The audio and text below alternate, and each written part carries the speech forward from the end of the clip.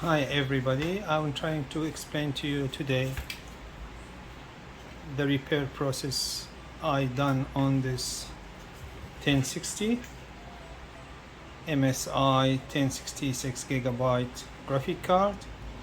The graphic cards came to me with dead MOSFETs, so I'm going to open the card and explain to you the repair process I done on this graphic card, which took me a long time to do it. Some people may say it's worth it. It's worth it to waste a lot of time on such a card. For me, as a graphic card lover, I love repair graphic cards, and I love having any electronic equipment be repaired and work properly and give them another chance of the life. It's just, I feel that's achievement, and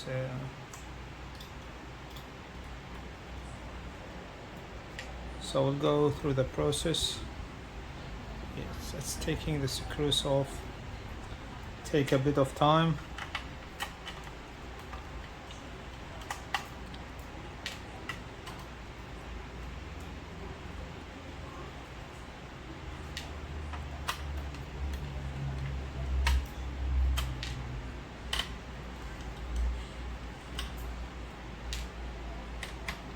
Especially on this card, it has too many screws,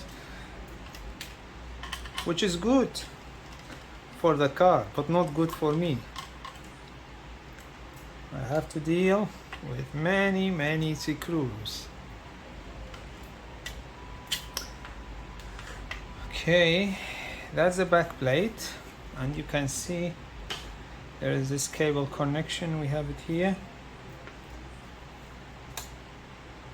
Let's take the fan off.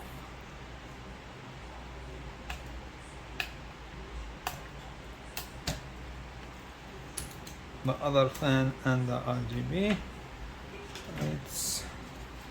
And that's the card. Let's go ahead. It's look normal from this view, but I will show you on details. MSI always have two screws here, and most of other graphic cards they're using this thing. So let's take the plate off,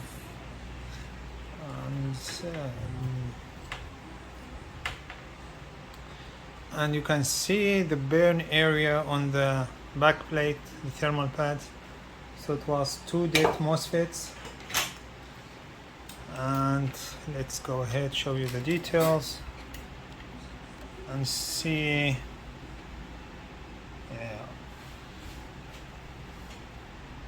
Two stages MOSFETs are missing, and most of the component of them.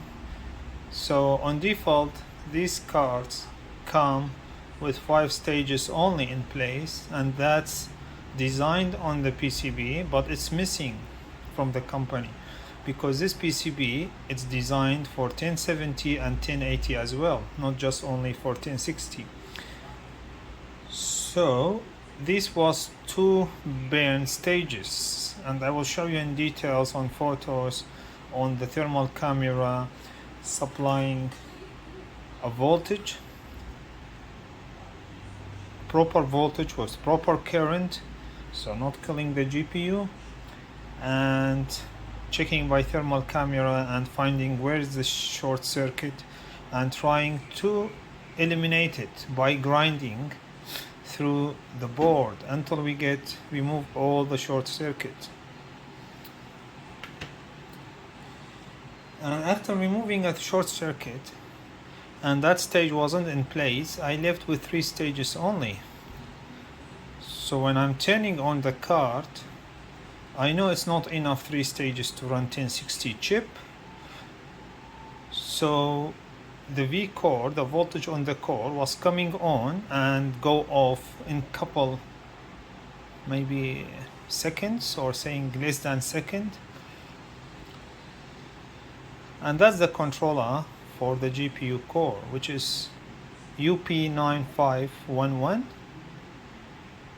and that's controller can go up to 8 stages, but it's configured for this graphic card to run only on 5 stages. So to repair such a card and bring it alive, I thought this 3 stages is very low, too low for the chip, so I start building the last stage, and I put all the components for the last stage. And not on the front, also only it's on the back as well. So you can see these components, every stage have component for it, and we will come to this wire later on. So the things that caused these 2 power stages to fail was these tiny capacitors and resistors was water damaged, and all the solder was broken, and most of them they was dead. So I have to redo the soldering and replace most of these stages component. So after building the last stage, when I am trying to check each stage's activity by oscilloscope, that stages was not coming alive because the controller is configured to run only 5 stages, and that's disabled by default by the controller. So if you can see these resistors here, this is the response of first stage, second stage, third, 4, 5, 6. So I have to take resistors from this stage or even the first stage and put it on the last stage. That's first step to activate that stage. Second thing, there's resistor here. I have to remove that resistor to enable that stage. So after doing all this process, that stage come alive. But the driver was not exactly matching the other driver's chips. As a functionality is matching, but I think it's need this value of the component to be different. So the waveform on oscilloscope was not similar to the other stages. And the GPU was coming alive and then crashing before boot to window. So I replaced the driver, put exactly with the same number of the other stages. Then finally, just let me remember, and the card was starting.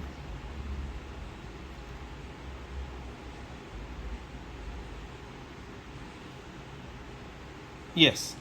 After a card starts, I test the activity on all the stages. This stage was also missing. Why? Because the component on the back also need replacement. There was water damaged. So that stage was dead. And that's why I killed these 2 MOSFETs. I think because some stages they get disabled by dead component on the back, by water damage, humidity damage, I have no idea. So that stages go off, and then all the lows become on the other stages. So that's maybe, also maybe the value of these components changed and they can kill the MOSFETs in the same time. So enabling that stage, the card come alive and fixing all the component on the back, but was turning off again while booting Windows, turning off and doesn't stay on. So this controller need the first stage to be there all the time. If this stage is missing, the controller doesn't run properly, because it's not just giving signal to the stage, it's receiving feedback of the current and the voltage from each stage. The controller have to have feedback from every stage current. So if you see, there is a via repair connection here and here. These connections was broken after grinding all the short circuit, so I have to redo all this connection. These are the connection, the feedback of the current to the controller. And also because these stages these stages are missing MOSFET and they're not providing any voltage or a good enough current to be read by controller. So I have to share the current from this stage, the missing stage, with this one, with the one I built. So the controller get received enough current from this feedback from these stages and think these stages is there. Okay, so after doing this, the card starts, but it's keep running on any load, but it's going, when it's going idle and the clock of the V cores drop, the controller have a feature to drop the working power stages to 1. The others is random, but the first stage, when it's go to idle, it just keep the first stage active. And when it's doing this process, this stage is not there, and this is all shutting down. They have no activity PWM signal coming from the controller, and that's why they're going off. And this, when this stage is only left on, and they have no MOSFET to produce any voltage, so they just the card crash and the Windows crash. So what's starting? Running drivers, install driver properly, but when it's idle, you leave the computer for a couple seconds, just about 10-20 seconds, it's just crashing again. And when I'm checking by multimeter, the V core is missing. Why? Because it's settling on one stage. So what I have to do later on, I have to modify the activity of the controller to settle on 3 stages minimum, not on 1 stage. There is a feature on this controller, by changing value of the resistors here, you can make it run on full stage mode, but I don't want to do that because we want to still save a power and make the MOSFETs run little less when it's the card's idle. Power saving, and also MOSFETs life expectancy will become longer when they run less time. So I modify the resistor to make it run only on 3 stages minimum or more. So after doing this process, the cards get stable. Now it's running, idling for a long time with no crashes, with nothing. So then, now we say, okay, the fixing repair process is finished. But no, we're not finished yet, because the GPU, it's meant to run on 5 stages. But now we get left with 4 stages only running. So what we have to do, and because this generation, you can modify the BIOS and limit the power limit of the graphic card. But what you can do, you can change the values of the shunt resistors. And by changing value of this shunt resistor, you can limit the power, but just increasing bit the limits of the shunt resistor. You can limit the power to the graphic card. So I limited to about 85% of its original. And to be honest, this limitation doesn't change anything with the default clock or boosting clock, because the card is meant to run properly on 4 stages. But why the companies put more stages than normal? Because the GPU, and I seen too many 1060 6GB, they have 4 stages only by design, because this card is meant to be overclocked. So they put more stages in case the customer overclocking the GPU doesn't kill the MOSFETs and will drain more power. So by limiting this power, we're not reducing any factory setting performance of the GPU. We're just limiting the overclockability of the card by doing so. So finally, by doing so and testing for 48-hour stress test, the card was stable and running properly with no issue, and it's mining as well, mining properly. It's mining 22-23 megahash, which is expected from 1060. I never seen, maybe some people they push it more than that. I never seen 1060 can mine more than 22-23 megahash on the Hashimoto algorithm. So yeah, so then finally I consider the repair process is complete, because I noticed that the memory chips, the graphic chips, everything's look in great condition. The graphic cards, the heatsink even was looking in great condition. It looked like the card's not used for a long time, but the water damaged the power supply of the graphic card. Yeah, and finally the graphic card is stable, running properly, passing all the stress tests. Yeah, and thank you for watching. I hope you enjoy and learn something new.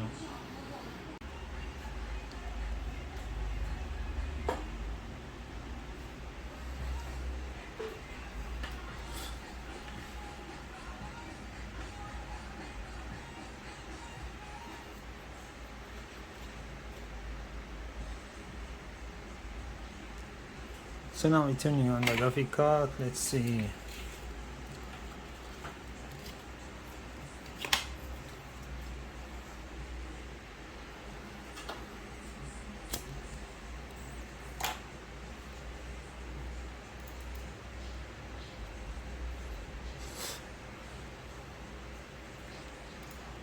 Always NVIDIA take a while to detect the drivers.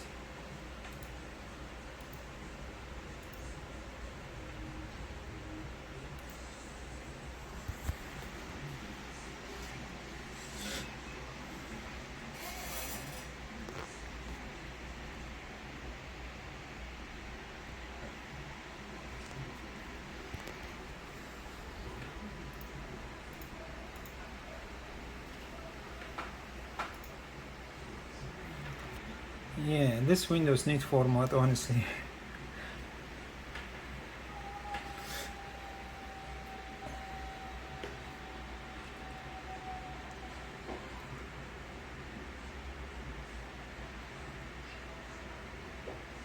Finally. Yep. So we get the glorious 1060 finally detected G-Sync, and let's do some stress test.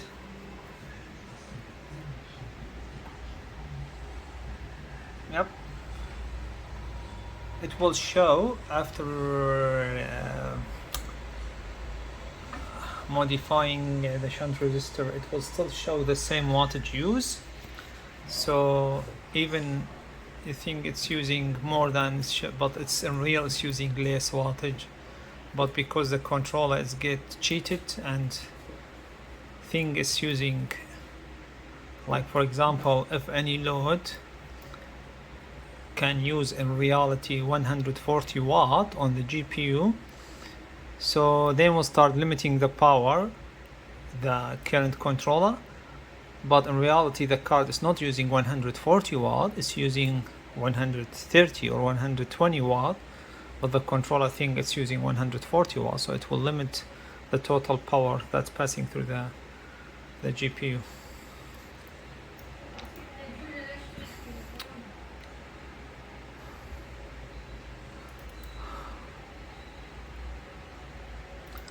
Same. That's 4-speed fans. And let's do some testing on the card and see how it's go.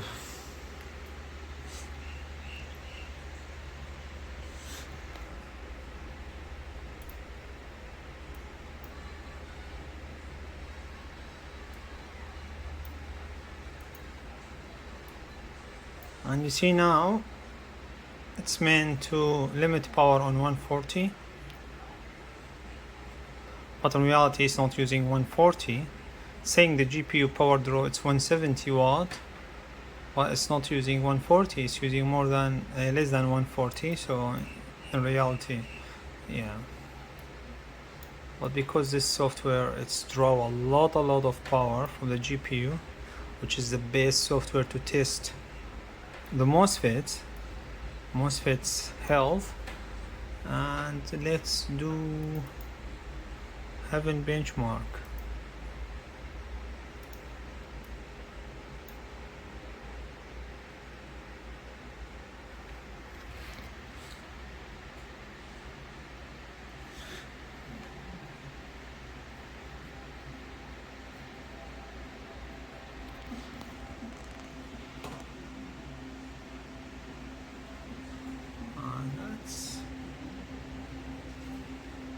1060 running, and also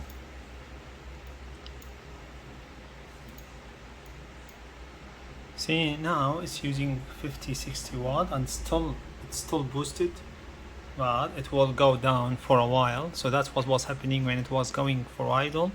It was just crashing because there is no first and second MOSFET on the card. But now when it's going idle, see, less than 20 watt, which is in reality less than that, about 10 watt, and the clocks go down again also.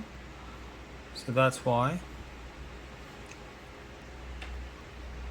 now it's the controller is telling the GPU to go on 3 stages minimum, but in reality it's working on 1 stage only left on, but it's random, so it's switching between stages, the existing stages, randomly according to what stage is temperature, how much current is passing on each stage. So that's all the job of the controller, to do it in very fast way, like it's taking microsecond to switch between the MOSFETs. So you know, notice all these steps, but it's happening all the time. So that's the cards are stable fully.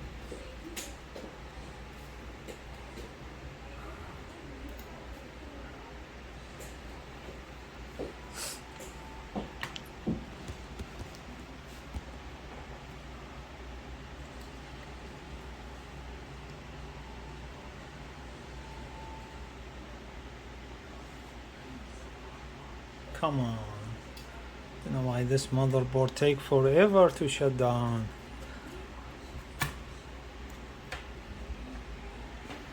Thank you for watching again.